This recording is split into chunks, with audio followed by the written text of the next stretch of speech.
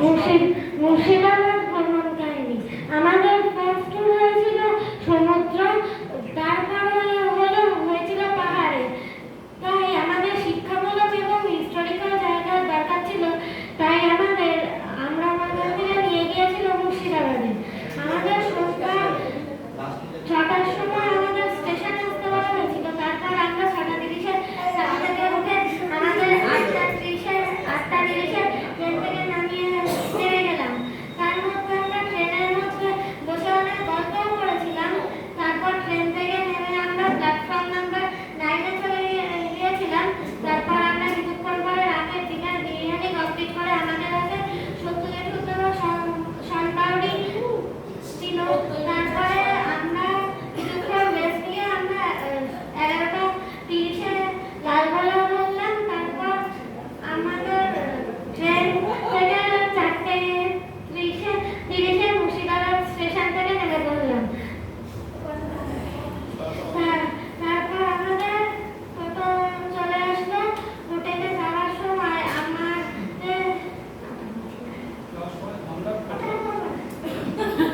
যে কজন ছিলাম আমাদেরকে সেই টোটোর আঙ্কেলটা বলেছিল যে তোমরা সবাই শুনে এই টোটোটাতে আসবে,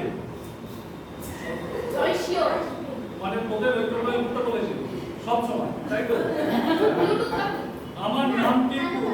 আমার নাম কিন্তু কালু কাকা। তারপর 4:45-এর মধ্যে আমরা হোটেল অন্যের সাথে পৌঁছেছিলাম। হোটেলে গিয়ে আমরা কিছুক্ষণ রেস্ট নিয়ে চ্যান করলাম। তারপর রেডি হয়ে নিয়ে কিছুক্ষণ পর আমরা চলে গেলাম। তারপর খেয়ে ঘরে এসে কিছুক্ষণ পর আমরা চলে গেলাম ঘুরতে। হোটেল থেকে বেরিয়ে রাস্তায় গিয়ে কালু কাকার টোটোতে আর পাইনি। ওই জন্য অন্য একটা টোটোতে উঠে পড়লাম। আমরা সবার প্রথমে চলে গেলাম কাঠগোড়া প্যালেস। সেখানে গিয়ে টিকিট কেটে আমরা সবাই ভিতরে ঢুকলাম। সেখানে গাইড আমাদের হিস্টোরিক্যাল স্টোরি বলছিল। তার কথা শেষ হয়ে গেল, আমরা সবাই কাঠগোড়া প্যালেসে ঘুরছিলাম।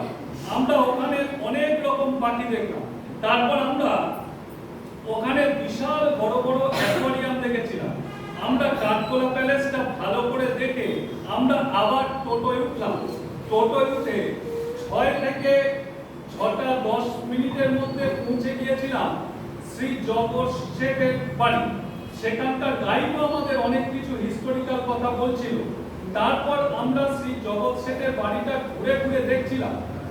তারপর আমরা টোটোয় বসে মির্জাফর বাড়িটা ধ্বংস হয়ে গিয়েছিল, কিন্তু আমরা নিমখারাম দেউড়ি গেট দেখেছিলাম। আমরা নিমখারাম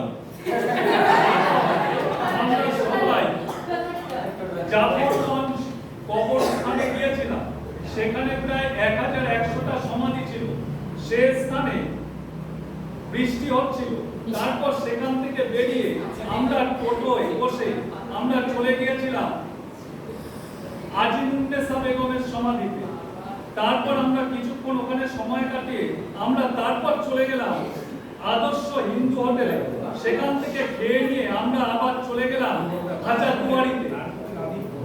এই হাজারদুয়ারিতে এসে বুঝতে পারলাম কবির জেঠু কখন যেন বাড়ি চলে গিয়েছে।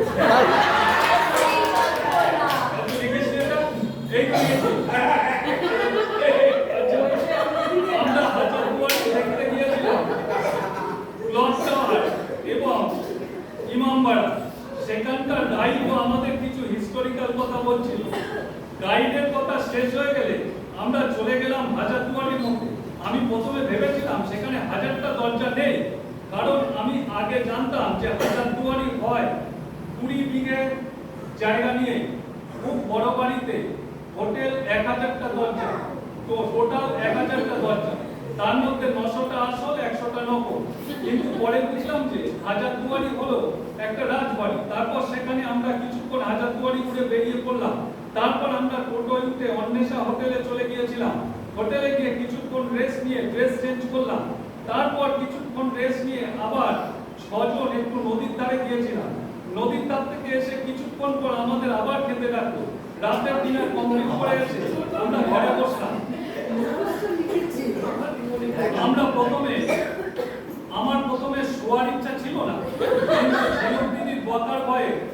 শুয়ে পড়তে হলো। সকালে উঠে মুখ ধুয়ে চ্যান করে রেডি হয়ে গিয়েছিলাম। পটি করিসনি? তারপর চলে গেলাম ঘোড়ার গাড়ি চড়তে, কিন্তু আমার টমটম চলার কোনো ইচ্ছে ছিল না। তারপর হোটেলে এসে আমাদেরকে সকালবেলা ব্রেকফাস্ট করলাম। তারপর আমরা ঘরে এসে রেডি হয়ে বেরিয়ে পড়লাম। আমাদের টোটোতে একটু বেশি গল্প করছিল। তারপর আমরা চলে গেলাম ভাগীরথী নদীর পাড়ে। সেখান থেকে আমরা ভেসেলে করে নদীর এপার থেকে ওই পাড়ে চলে গেলাম। তারপর ওই পাড়ে গিয়ে আমরা আবার টোটোয় বসে চলে গিয়েছিলাম কসবা, যেটা বলা হয়েছিল শ্রী সিরাজউদ্দৌলা। এই বানান যদি দেখে সিরাজউদ্দৌলা সিরাজউদ্দৌলা সমাধি। আমরা ওখানে কিছুক্ষণ সময় কাটিয়ে আমরা আবার টোটোয় উঠে জগন্নাথ মন্দির টেম্পলে গিয়েছিলাম। সেখানে চা খেয়ে কিছুক্ষণ সময় কাটিয়ে আমরা আবার চলে গেলাম গিরিটেশ্বরী টেম্পলে। সেখানে মা কালীর দর্শন করে এবং তারপর কিছুক্ষণ সময় কাটিয়ে আমরা আবার টোটোয় করে ভাগীরথী নদীর ধারে এসে ভেসেলে করে নদীর এপার থেকে ওপারে এসে কিছুক্ষণ সময় কাটিয়ে আমরা আবার টোটোয় করে চলে গেলাম কাটরা মস্কে। সেখানে গাইড আমাদের কিছু হিস্টোরিক্যাল কথা বলছিল। তার কথা শেষ হয়ে গেল, আমরা কাটরা মস্কে ঘুরে ঘুরে দেখছিলাম। আমরা কাটরা মস্কটা একটু বেশি সময় নিয়েছিলাম, তাই আমাদের ফুটি মস্কে নিয়ে যাওয়া হয়। তারপর আমরা টোটোয় বসে আমরা আবার সেই আদর্শ হিন্দু হোটেলে চলে গিয়েছিলাম। বৃষ্টি পড়ছিল, তাই কিছুক্ষণ ওখানে দাঁড়িয়ে আবার টোটোয় উঠে বসলো। সে করে আমরা শপিং করতে গেলাম বহরমপুরে। তারপর আমরা 40 মিনিটের মধ্যে পৌঁছে গিয়েছিলাম ওখানকার একটা দোকান, নাম অঙ্গশোভা বাজার।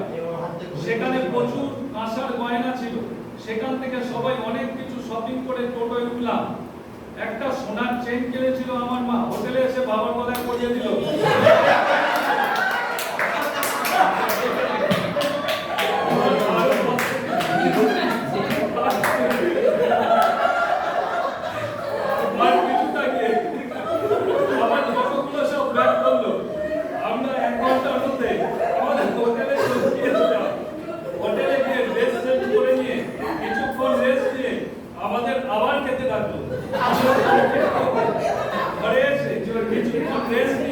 ব্যাগ নিয়ে বেরিয়ে পড়লাম। টোটোয় উঠে 5 মিনিট থেকে 10 মিনিটের মধ্যে চলে গেলাম মুর্শিদাবাদ স্টেশনে। 11:30 লালগোলা ট্রেনে উঠে পড়লাম। তারপর আমরা আবার ট্রেন থেকে 4:30টার সময় নেমে পড়লাম। কিছুক্ষণ দাঁড়িয়ে আবার আমাদের 5:20 মধ্যে ট্রেন ছাড়লো। তারপর আবার আমরা 7:30 মধ্যে নেমে পড়লাম টাকি স্টেশনে।